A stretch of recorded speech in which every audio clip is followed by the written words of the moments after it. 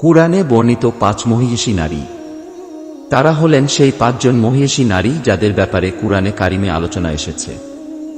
কুরআনের বহু আয়াতে আল্লাহ তাআলা এদের প্রশংসা করেছেন। তবে এদের মধ্যে শুধুমাত্র মারিয়াম আলাইহিস সালামকেই পবিত্র কুরআনে নাম ধরে উল্লেখ করা হয়েছে, অন্যদেরকে তাদের পারিবারিক সম্পর্কের সূত্রে সম্বোধন করা হয়েছে। ১ হাওয়া আলাইহিস সালাম। হাওয়া আলাইহিস সালামকে আদম আলাইহিস সালাম থেকে সৃষ্টি করা হয়েছে। তিনি ছিলেন পৃথিবীর প্রথম মানুষ আদম আলাইহিস সালামের স্ত্রী। আর হাওয়া আলাইহিস সালাম ছিলেন পৃথিবীর প্রথম নারী যার মাধ্যমে আল্লাহ তাআলা পৃথিবীতে মানবজাতির বংশবৃদ্ধির সূত্রপাত ঘটিয়েছেন। তিনি হলেন সমগ্র মানবজাতির মা। হাওয়া আলাইহিস সালামের জীবন থেকে সবচেয়ে বড় শিক্ষা হচ্ছে বেশি বেশি আল্লাহ তাআলার ক্ষমা প্রার্থনা করা।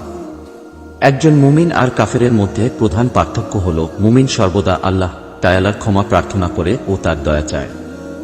আদম আলাইহিস সালাম ও হাওয়া আলাইহিস সালামের জীবনী আল্লাহ তাআলার অনুপম ক্ষমাশীলতা ও সীমাহীন দয়াশীলতার প্রমাণ বহন করে। হাওয়া আলাইহিস সালামকে পবিত্র কুরআনের ৭ নং সূরার ২৩, ২৭ ও ১৮৯ নং আয়াতে উল্লেখ করা হয়েছে। ২ উম্মে মূসা আলাইহিস সালাম। উম্মে মূসা আলাইহিস সালাম মানে হল মূসা আলাইহিস সালামের মা। তিনি মিশরে ফিরাউনের রাজত্বকালে মূসা আলাইহিস সালামকে জন্ম দেন, যখন ফিরাউন মিশরে জন্ম নেওয়া সকল পুরুষ নবজাতককে হত্যা করার আদেশ জারি করেছিল। তিনি আল্লাহ তাআলার আদেশে শিশু মূসা আলাইহিস সালামকে দরিয়ায় ভাসিয়ে দেন এবং আল্লাহ তাআলা পরবর্তীতে তাকে পুনরায় তার মায়ের সাথে মিলিয়ে দেন।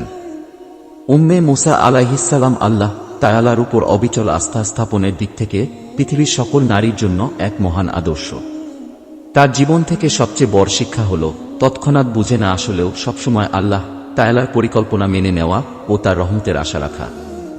উম্মে মূসা আলাইহিস সালাম কে পবিত্র কুরআনের ২০ নং সূরার ৩৭ থেকে ৪০ নং আয়াতে উল্লেখ করা হয়েছে। ৩ ফিরাউনের স্ত্রী আছিয়া আলাইহিস সালাম। তৎকালীন পৃথিবীর সবচেয়ে ক্ষমতাধর ব্যক্তি ফিরাউনের স্ত্রী ছিলেন আছিয়া আলাইহিস সালাম।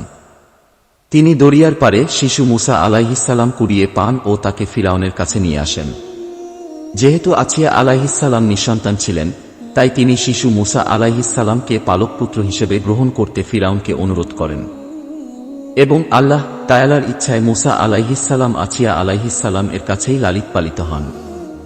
পরবর্তীতে মূসা আলাইহিস সালাম নবুয়ত লাভ করার পর যখন লোকদেরকে আল্লাহ তাআলার একত্ববাদের দিকে আহ্বান করেন, তখন আছিয়া আলাইহিস সালাম মূসা আলাইহিস সালামের আনিত ধর্মে ঈমান আনেন। আল্লাহ তাআলার উপর ঈমান আনার কারণে অন্যান্য মানুষের মতো তিনিও ফিরাউন কর্তৃক সীমাহীন নির্যাতনের শিকার হন। দুনিয়ার সব ধরনের সুখ শান্তি ও বিলাসিতার মধ্যে থেকেও আছিয়া আলাইহিস সালাম কখনো আল্লাহ তাআলা থেকে বিমুখ হননি, বরং তিনি আল্লাহ তাআলার সন্তুষ্টির জন্য সকল বিলাসিতাকে বিসর্জন দেন। ঈমানের প্রশ্নে একজন নারী হয়েও কি করে অত্যাচারী বাদশাহর সামনে দৃঢ় থাকা যায়, আছিয়া আলাইহিস সালামের জীবনী তার উত্তম দৃষ্টান্ত।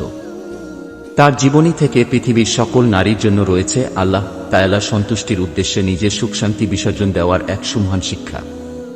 আছিয়া আলাইহিস সালাম কে পবিত্র কুরআনের ২৮ নং সূরার ৭ থেকে ৯ নং আয়াতে উল্লেখ করা হয়েছে।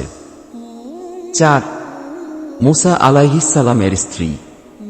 মূসা আলাইহিস সালামের স্ত্রী ছিলেন একজন বুদ্ধিমতী নারী। তিনি জানতেন কি করে একজন অপরিচিত পুরুষের সাথে রক্ষণশীল আচরণ করা যায়। সে সময় মূসা আলাইহিস সালাম একেবারে নিঃস্ব থাকা সত্ত্বেও তিনি তাকে একজন সৎ ও নিষ্ঠাবান যুবক হিসেবে বিবাহ করতে রাজি হয়ে যান। পৃথিবীর সকল নারীর জন্য তার জীবনী থেকে সবচেয়ে বড় শিক্ষাটি হল স্বামী হিসেবে একজন পুরুষের চারিত্রিক গুণাবলীকে প্রাধান্য দিতে হয়, তার ধন সম্পদকে নয়। অপরিচিত পুরুষের সাথে রক্ষণশীল আচরণ করে কি করে নিজের মর্যাদা রক্ষা করা যায়, এটাও তার জীবনীর একটি অন্যতম শিক্ষা। মূসা আলাইহিস সালাম এর স্ত্রীকে পবিত্র কুরআনের ২৮ নং সূরার ২২ থেকে ২৮ নং আয়াতে উল্লেখ করা হয়েছে।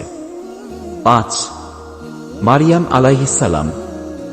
মারিয়াম আলাইহিস সালাম একমাত্র নারী যাকে পবিত্র কুরআনে নাম ধরে উল্লেখ করা হয়েছে। এমনকি পবিত্র কুরআনে তার নামে একটি পূর্ণাঙ্গ সূরাও অবতীর্ণ করা হয়েছে। তিনি ছিলেন ঈসা আলাইহিস সালাম এর মা। কোনো পুরুষের স্পর্শ ছাড়াই তিনি ঈসা আলাইহিস সালামকে জন্ম দেন। এটিও তাকে পৃথিবীর শ্রেষ্ঠ নারীদের অন্তর্ভুক্ত করে। গর্ভকালীন যন্ত্রণা শুরু হলে তাকে সাহায্য করার জন্য পাশে কেউই ছিল না। আল্লাহ তাআলার উপর ভরসাই ছিল তার একমাত্র অবলম্বন। তার জীবনী থেকে সবচেয়ে বড় শিক্ষা হল মানুষের তীব্র সমালোচনার মুখেও আল্লাহ তাআলার উপর অবিচল আস্থা ও বিশ্বাস রাখা। মারিয়াম আলাইহিসসালামকে পবিত্র কুরআনে ৩ নং সূরার ৪২ থেকে ৪৩ নং আয়াতে উল্লেখ করা হয়েছে।